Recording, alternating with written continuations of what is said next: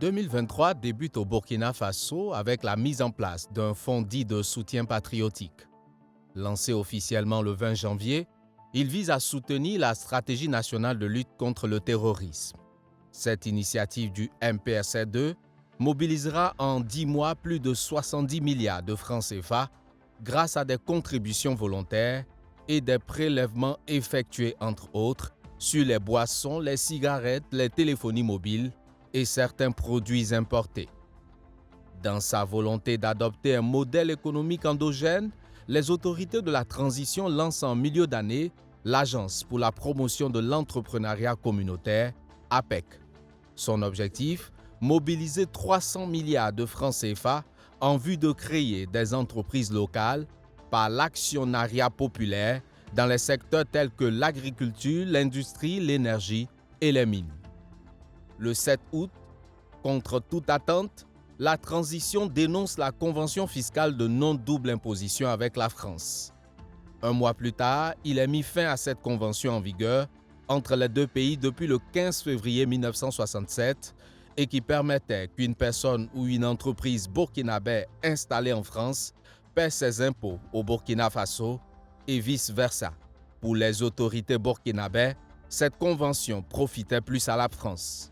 Une dénonciation faite un jour après la suspension par la France de son aide au développement en cours au Burkina Faso, évaluée à plus de 31 milliards de francs CFA, et de son appui budgétaire estimé à plus de 8 milliards de francs CFA au titre de l'année 2022. L'autre bataille cette année, c'est celle du rail. Des organisations de la société civile donnent de la voix pour réclamer la reprise du train voyageur Ouagadougou-Abidjan, arrêté depuis la crise de la COVID-19.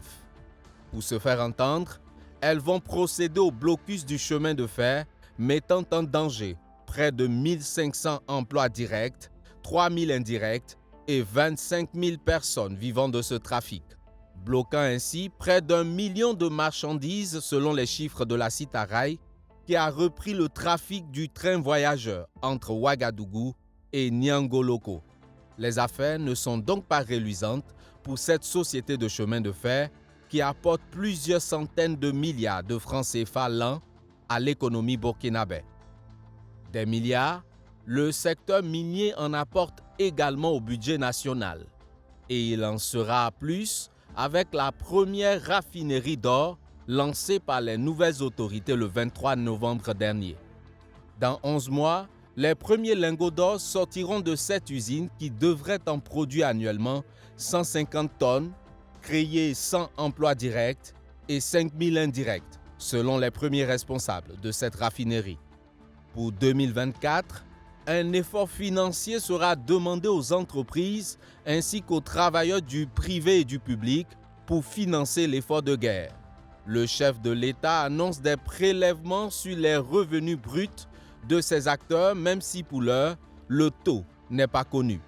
Cette manne financière servira, selon le président de la transition, à rehausser de 35% la prime des volontaires pour la défense de la patrie. Une annonce faite 5 jours avant l'adoption à l'hémicycle du budget national 2024, estimé à plus de 3 000 milliards de francs CFA.